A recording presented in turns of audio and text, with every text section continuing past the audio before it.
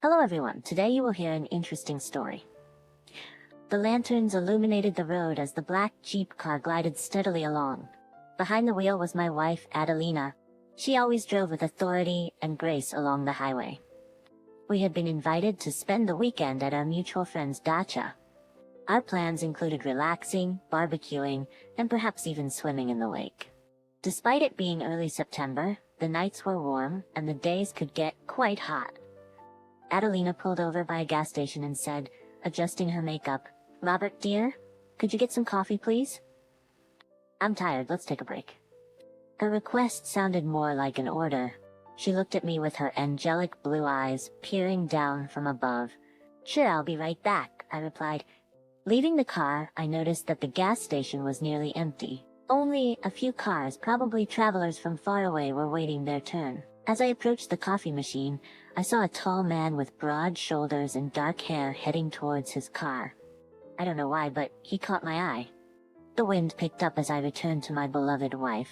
On the way, I spotted the same man walking away from our car. I was puzzled. What was he doing there? He didn't seem like an old acquaintance of Adelina's. Who was that approaching?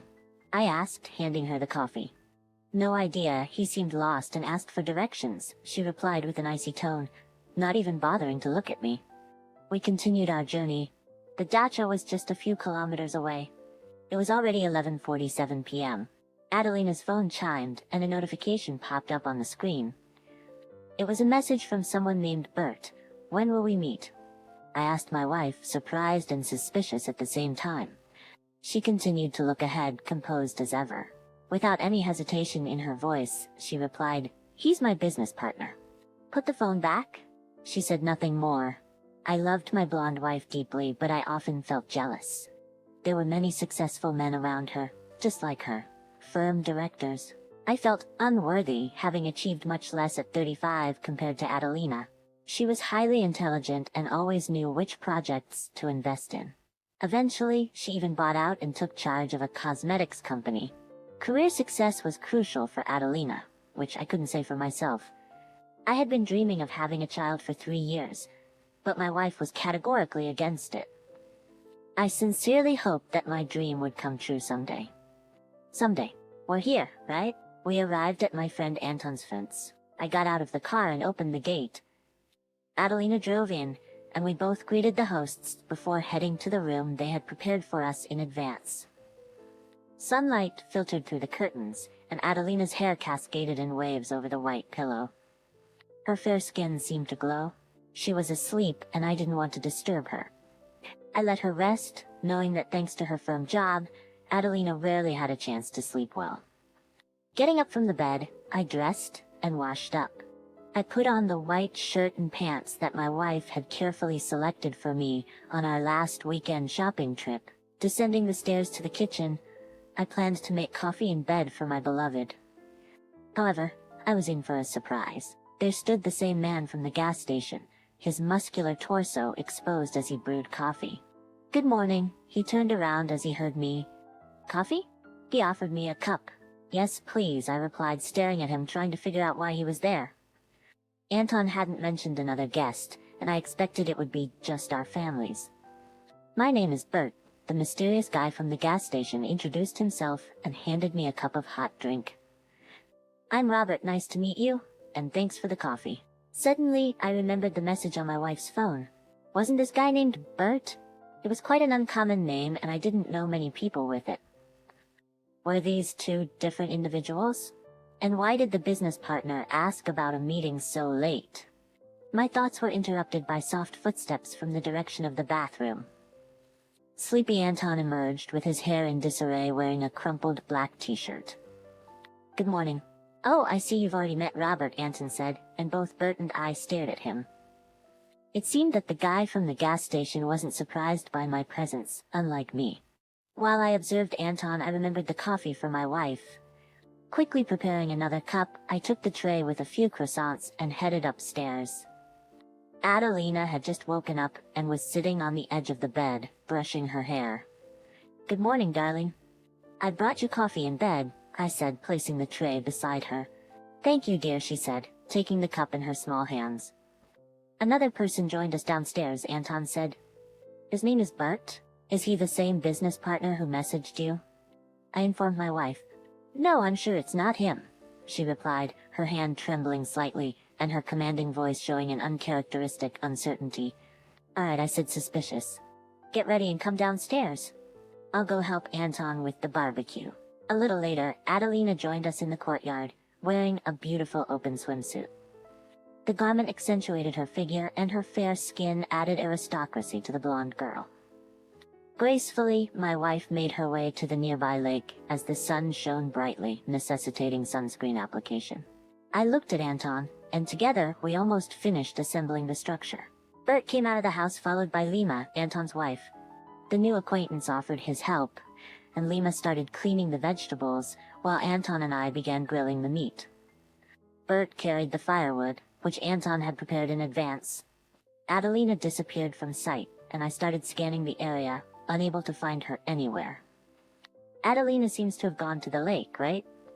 Anton asked, seeking clarification.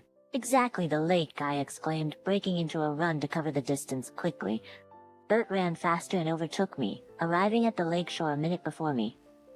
Alina, he called out, running around the shore searching for my wife. I joined him, and then caught a glimpse of something flickering in the middle of the lake. That's her, Bert exclaimed and jumped into the water, swimming towards the moving object. I followed him, and within seconds, he was already hauling something towards the shore. It was my wife. Together we pulled Adelina out of the water. She wasn't breathing. We administered emergency medical assistance, and she started coughing, abruptly opening her eyes. Adelina, my love, I took her in my arms and carried her back to the house. Thank you for your help, Bert. The evening approached and the sun was setting. My wife remained in her room throughout. She had been through a lot of stress and she needed to rest. I noticed that Adelina was texting someone on her phone. Bert seemed suspicious to me, especially since he approached her at the gas station earlier. The message came from someone named Bert. I doubted they were two different people. Most likely, my wife was hiding something from me. I needed to check her phone while she was still asleep. The incident with Adelina had spoiled our planned festivities. We were all on edge and tired, so we decided to continue the next day. The noise in the house subsided, and Lima wished everyone a good night before retiring to her room. Anton sat on the porch chatting about nothing with Bert. How's work? Anton asked his friend. Not bad. We're planning to expand our operations. There are a couple of details to sort out, but I think we can handle them, Bert cryptically replied. There was no doubt now he was my wife's business partner. Adelina was asleep. It was time to act. I took her phone from the nightstand and found the familiar name in her chats. Scrolling through the conversation, I realized that Bert was indeed her business partner. However, one thing puzzled me. They had arranged to meet tomorrow to discuss some details that couldn't be talked about over the phone. Was my wife involved in something illegal? The next day, we decided to have a picnic in the nearby forest. By lunchtime, the food and blankets were ready, and Anton brought his guitar. We would recall our youth, singing old songs by the campfire. Adelina stood on the porch in a light dress. It was a hot day. Bert approached her from behind. We'll meet behind the house tonight. We need to handle the girls' departure, he said before walking away as quietly as he had arrived. The ladies decided to leave in a couple of hours. Lima baked an apple pie, and after a snack, we all dispersed to our own activities. In the room, I found Adelina lying on the bed, lost in thought. Is everything okay? I casually asked. Yes, Robert, everything's fine. It's just that there's so much to do at work. Maybe it wasn't the best idea to come here with you. I shouldn't have left my work behind, she replied. It's a good thing we came here. You need to take some time to rest, I said, wearily sitting down on the bed. Think about yourself a little. I love her more than life, despite it not being the life I dreamed of. But for her, her career is essential, and I want to share all her joys, cares, sadness, and problems. I couldn't remember the last time I felt warmth from Adelina. She's different from other girls, determined, intelligent, and cunning. She knows her worth and won't settle for temporary passion. Sensible and yet quick. The time for the appointed meeting arrived. My wife came out of the room and went to a quiet and discreet spot behind the house where Bert was waiting for her. I decided to follow her and eavesdrop on their conversation. I don't think it's a good idea. But I'm telling you, no one will find out. I have a husband and I think he suspects. We need to send the girls the day after tomorrow. They won't be looked for, right? No, they've been sold, Bert replied. They began to separate and I hid before they could spot me. From the fragments of their conversation, I couldn't make out much. But one thing was clear. Their business had taken an illegal turn. We were already heading back to the dacha. After the information I received during the day, I needed to relax. Anton brought 2 bottles of brandy. On the way, the girls chatted about their own affairs. While Anton and I discussed politics and sports, Bert remained silent, occasionally interjecting with isolated phrases. Lima spread a blanket on the glade, and the sun's rays filtered through the trees, creating a pleasant shade. Anton and Bert kindled the campfire and I prepared the salad. Adelina seemed lost in thought. When everything was ready, we sat down to eat, accompanied by a little drinking. Anton took out his guitar and sang with a rough, hoarse voice, slightly intoxicated. Everyone was enchanted, occasionally joining in. The evening was drawing to a close and we, drunk and happy, made our way back to the dacha, laughter echoing through the street. I had almost forgotten about my suspicions. Adelina continued to pretend she was not acquainted with Bert, while he tried to get closer to her, offering a blanket or pouring coffee from the thermos. It irritated me, and I felt jealous. The night passed without incidents, and we bid farewell to our friends and went to bed. My wife slept soundly beside me, but by morning I couldn't find her in bed. Perhaps she went to get a drink of water. In the morning, our group gathered in the kitchen. We chatted, reminiscing about how we met and all the joyful moments in life. Dear friends, Anton and I have some good news, Lima said, standing up from the table. Our lives will soon change significantly, as we will be 3. I am pregnant.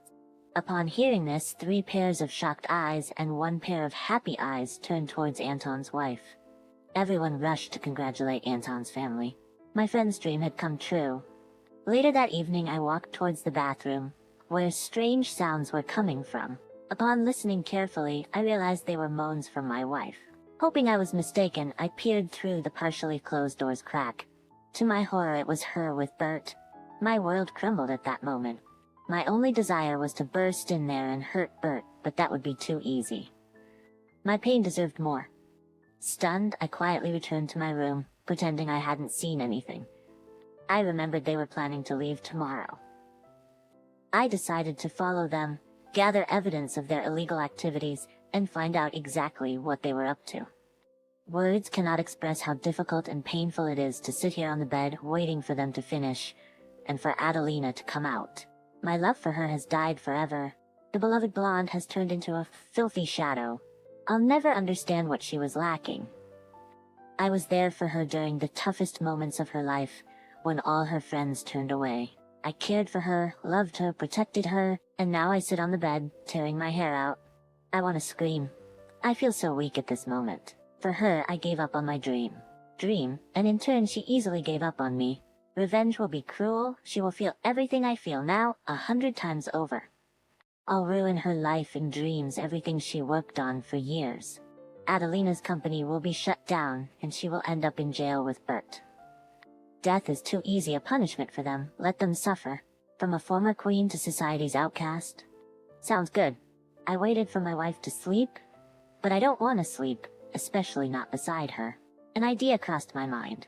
I took her phone, took screenshots of the addresses of the workshops where they might be involved in something illegal, sent them to myself, and then deleted the evidence from her phone.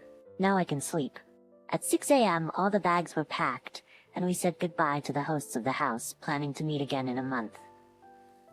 I loaded the suitcases into the trunk, and Adelina took the wheel. We set off. So any plans for today? I casually asked. I needed to know when she would head to the location. I have some work-related errands to run. As soon as we get home, I'll change and head out, Adelina replied confidently in her authoritative tone. I nodded in response. The rest of the journey was silent. To save time, I checked the locations of the workshops on the map. As I suspected, they were outside the city in a deserted area, away from prying eyes. Finally, we were back home. I changed into a black tracksuit to blend in. Adelina left to meet Bert. I followed them. Near the workshop, a row of young girls aged 16 to 20 stood, visibly frightened and unsure of why they were there. Adelina was talking with Bert while armed guards patrolled the area. I remained unnoticed, keeping my distance. Suddenly, an armored Volkswagen pulled up and a bald man in dark glasses and a business suit stepped out. Swiftly, I took out my phone and photographed what I witnessed, also capturing the license plate of the bald man's car. "Is that all?" he asked loudly. "Yes, these are your choices." "We've picked the best ones," Bert replied. "I hope so," the man in dark glasses said, turning to face the girls. "Don't just stand there, get in the van." The frightened girls remained in place. "Can't you hear me?" my wife yelled at them. This time they obeyed. "Perfect," the man said, satisfied. "This is for you," he said, handing a bag of money to Adelina. I also took a photo of that moment. "It's been a pleasure doing business with you." My wife smiled sweetly. The van drove away. What I had witnessed shocked me. The woman I had lived with for 5 years was trafficking people. How could I have been so blind? Regardless, the deed was done. Today I will visit my police investigator. This sweet couple won't escape now. I headed to my car, which I parked a kilometer away for safety. In the evening, as planned, Adelina would be at home. Approaching the investigator's office, I called my wife, telling her I would be delayed at work. "I have something for you that will help solve a crime," I said, sitting down and beginning my story. "I understand.